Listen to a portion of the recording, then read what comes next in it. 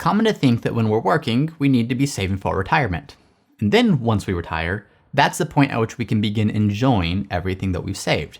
Well, that's not always the right way to think about it. Well, in today's video, I'm going to show you that that's often the wrong way to think about it and what you should be doing instead to ensure you're both preparing for retirement, but also fully enjoying life along the way. This video was inspired by a recent client conversation I had. I was talking to a client who absolutely loved work, but he also loved life. And he was kind of wondering, at what point do I need to stop saving so I can redirect the money that's going to my 401k or investments to do the things I love doing while not necessarily being in a rush to step away from work. So let's jump into a case study so I can illustrate the principles I share with this client to show you at what point should you stop saving for retirement and start spending that money on things you enjoy instead. So this is Brad and Jill's sample, and we're going to use them to illustrate what we're talking about here. And now don't pay attention to the exact numbers here as much as the actual principle and the framework they're going to walk through. You can see Brad and Jill are both 52. Brad is working, and like I said, he enjoys his work. He does want to retire at some point, but it's not a goal of his to retire ASAP. Jill, on the other hand, she's incredibly involved in the community. So she's not working and earning an income, but she's doing plenty of things, whether it's volunteering or being on boards, and she's fully engaged in what she's doing as well. What you can see here is their various assets between IRAs, Roth IRAs, joint investments. They have their primary home that has a mortgage on it, and then they do have 2 rental properties. Their rental property in California still has a mortgage on it. Their rental property in Nevada is fully paid off.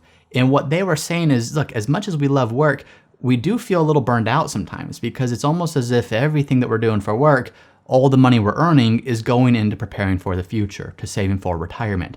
And really what we want to know is, at what point are we financially independent? At what point are we working because we love it, but there's no obligation to continue saving and investing quite as much because we already have the portfolio, we already have the income means to support us, even if that work went away. That's what we're going to explore. So let's start with this. When we talked about when might you want to retire, Brad and Jill, I know it's not a priority today, but at some point you're probably not still going to work. They say, you know what, let's just call it 65. If we really love what we're doing, I don't know why we would stop because it's a big part of our lives, but we want to know that at a minimum, we could be done at that point if we chose to. Next, we went through their expenses. So we said, okay, take out the mortgage for a second, take out taxes for a second. Don't think about what your expenses at age 65 will be in those dollars. Think about what they might be in today's dollars. What does it cost for you to live comfortably? What does it cost for you to do the things that you want to do? And as I mentioned, they're very involved in their community and doing a lot of local things. They had some travel they enjoyed doing, but really just wanted the freedom to fully enjoy what was in front of them in their hometown, in their community, and all the opportunities available there.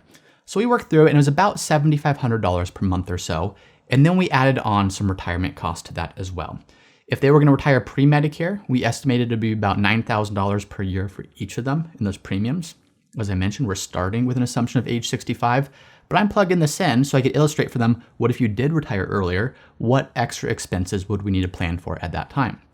And then Medicare. So at Medicare age, it'd have Medicare Part B and Part D premiums, which we're projecting based upon what that premium comes out to today. And then an additional $3,400 per year out-of-pocket costs. So $9,000 per year pre-Medicare, $3,400 per year post-Medicare of out-of-pocket costs. Those are expenses in the future. In terms of income sources today, Brad had a healthy salary today, and this is from the job that we're talking about, and this is what he's earning, but obviously when he retires, that goes away. Social Security was a little bit of a concern for them. They said, hey, we know there's stuff in the news. What's it going to look like in the future? We talked about the fact that there's going to be something, almost certainly, but let's plan to be a little conservative. If no changes are made to Social Security, you might get about 75 cents on the dollar of what your current benefit is stated to be. So instead of planning on a full Social Security benefit, something that's entirely out of our control and won't even be in the picture for another 15 years, let's just modify that today. Let's actually take about 70% of your projected benefit and start with that just so that we're not relying upon something that's totally out of our control in the future. As we looked at Brad's benefit, that's what we projected for him. For Jill, we projected about $1,000. She did previously had a career where she was paying into Social Security, but she stopped before Brad did, and so that's why her monthly benefit is lower. So those were their income sources both today and in the future.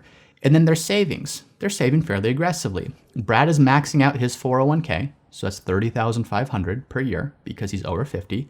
And then he was getting a 3% match. 3% match on $190,000 came out to just under $6,000 per year of a match. And then in addition to the 401k, they're also saving $1,000 per month to their joint investment account. So maxing the 401k with a match, plus putting $1,000 per month or $12,000 per year into their joint investment account. Now I want to stay here for a second because Brad and Jill, one of the things I didn't mention is they're now empty nesters. And they're saying, look, we are still saving a lot for retirement. And as much as we love work, it is exhausting at times. And we would love the ability to say, can we treat ourselves a little bit more? Can we afford to go take that trip without feeling like there's undue stress on our ability to do everything else? Can we start doing more? And so I want to point out here that they are currently saving $55,000 to $60,000 per year towards retirement when you factor in their employer match. So keep that in mind because I'm going to come back to that later in terms of helping them to align their plan with their phase of life and their desires and what's most important to them. Next though, let's jump into their cash flows. And by cash flows, I mean not necessarily today and what this all looks like, but what might this look like in the future?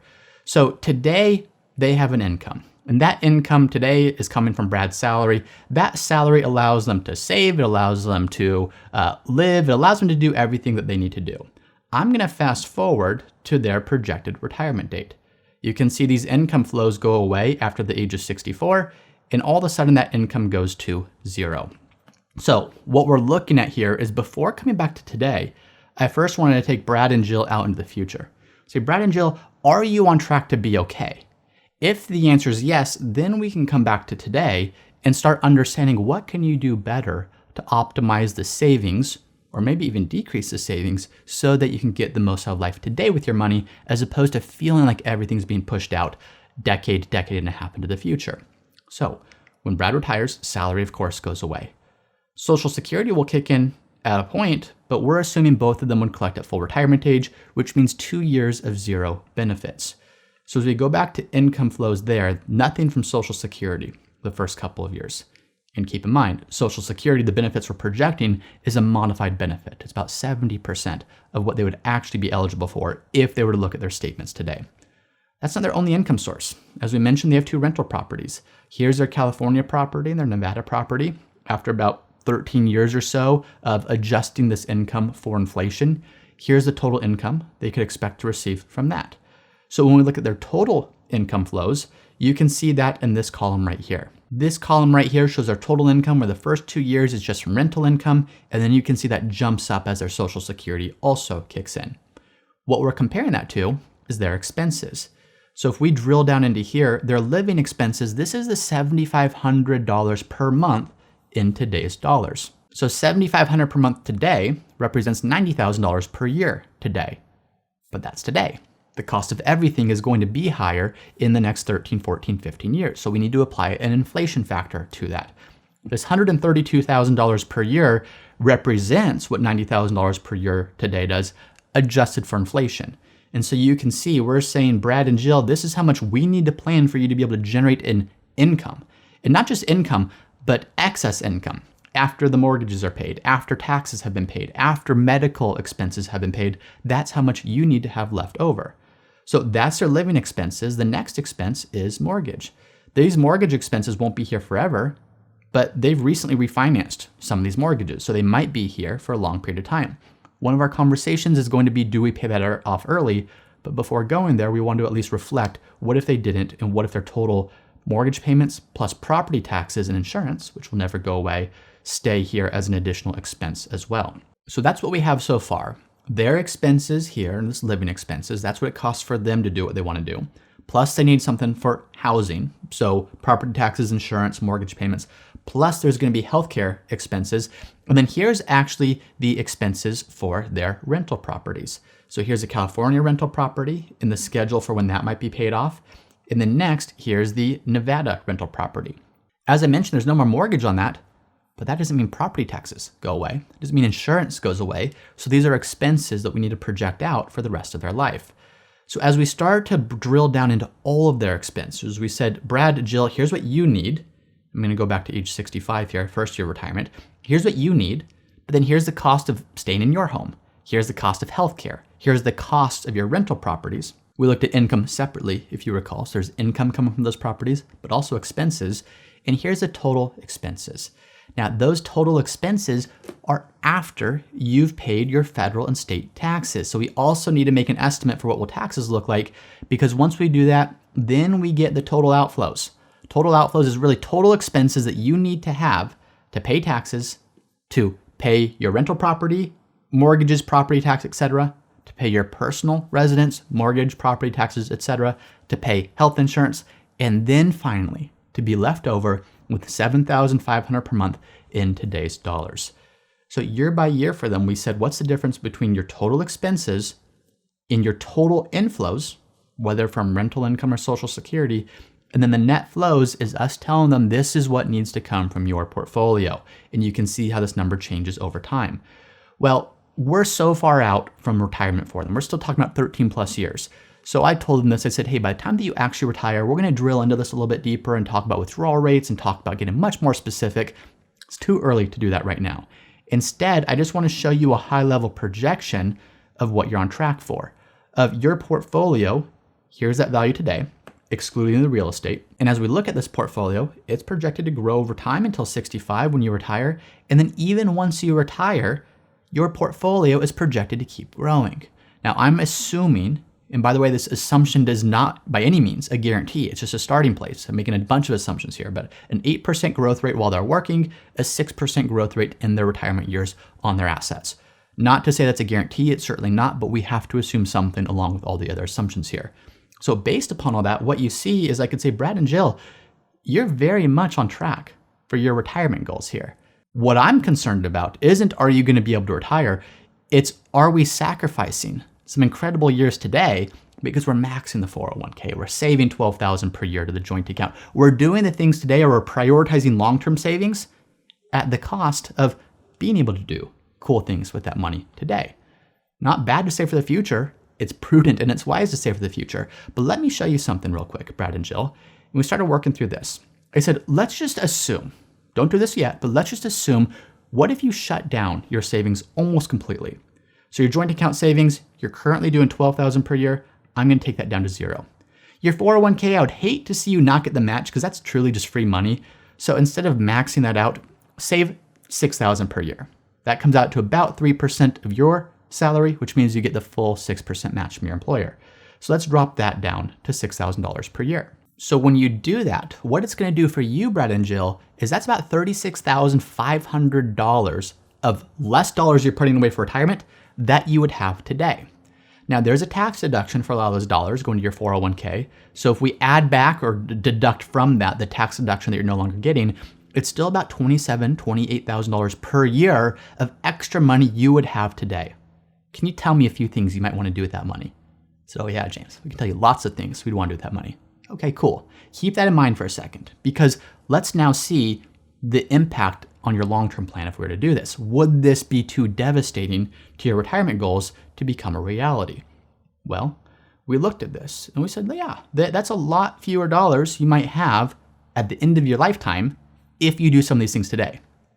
But at the end of your lifetime, are you going to be concerned that you have a few $1 million fewer than you otherwise would have in your rather robust portfolio? Or would you regret not doing some of these things today when you have your energy, your vitality, the opportunity in front of you to do this? Even if we look at stress testing this or probability analysis, previously to making these changes, there's a 96% probability of success that this would happen.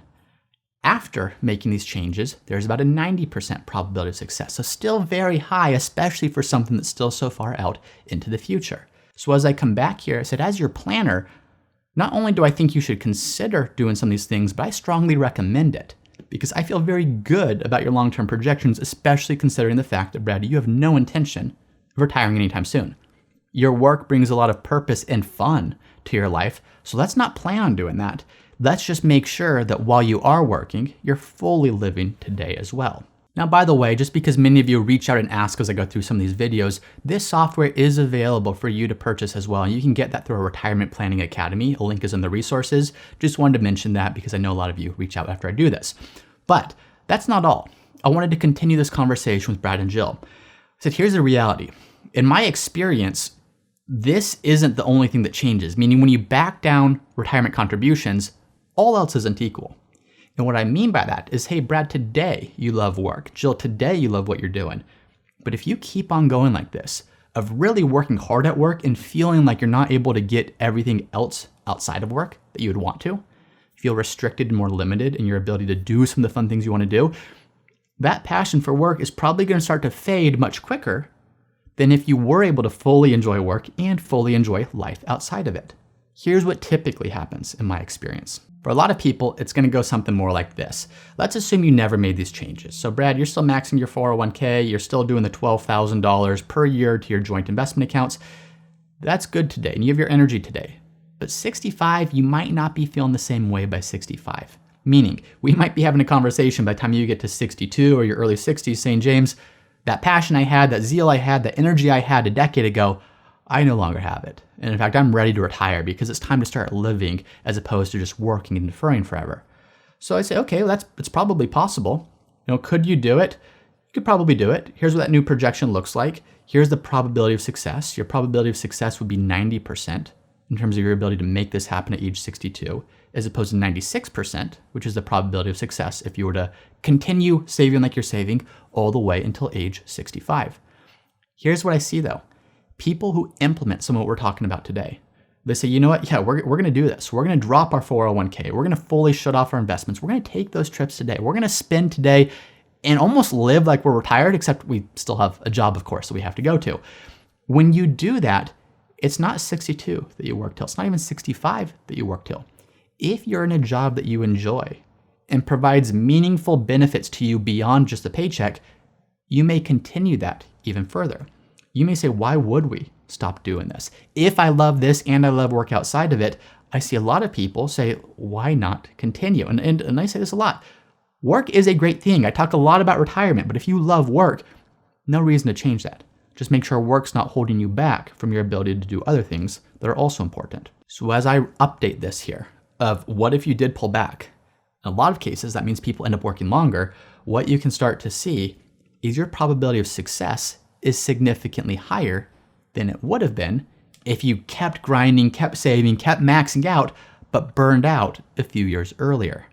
So that's another principle I want to get across here, is that longevity of work, in many cases, is far more important than that intensity of work and that intensity of savings. So there's not just a binary decision when you're working of how much do I save and then when do I retire. Look at your life. Look at your goals. Look at what you want to do. And then how do you optimize your plan in a way that aligns with that fully, not just for retirement, but also for today. As we went through this with Brad and Jill, the aha moment kind of hit them. They said, okay, we've been diligent. We've been good savers. We've been good investors. Maybe it's time to take our foot off the gas pedal a little bit. Maybe it's time to redirect that energy towards the amazing things in life that we have in front of us while still preserving the aspects of work that we really love. And that brings me to my second theme, and what I want to leave you with is if the first theme is sometimes longevity of work is more important than the intensity of work, the second theme is financial planning is not all about optimizing for the future. Yes, we need to be responsible. Yes, we need to make sure that we're doing the things that will allow us to be okay in the future. If that's all we're focusing on, we might be sacrificing today to an unhealthy degree. So much so that we look back in the future and say, why on earth did we do that thing? Because now we don't have the opportunity to do so. So good financial planning is about alignment of your financial decisions, not just deferring everything out until the future. Now, if you're watching this and saying, how on earth could that possibly be? How could they be better off working just a few years longer if they're saving so many fewer dollars per year? Well, I showed you what that looked like here, but I didn't really go through the numbers and the math. I did make this other video here though, where I talk about at what point should you stop saving for retirement. And in that video, I actually walk you through the underlying numbers, the fundamentals of why this works out the way it does. So take a look at that if you want to understand the why behind what we just watched.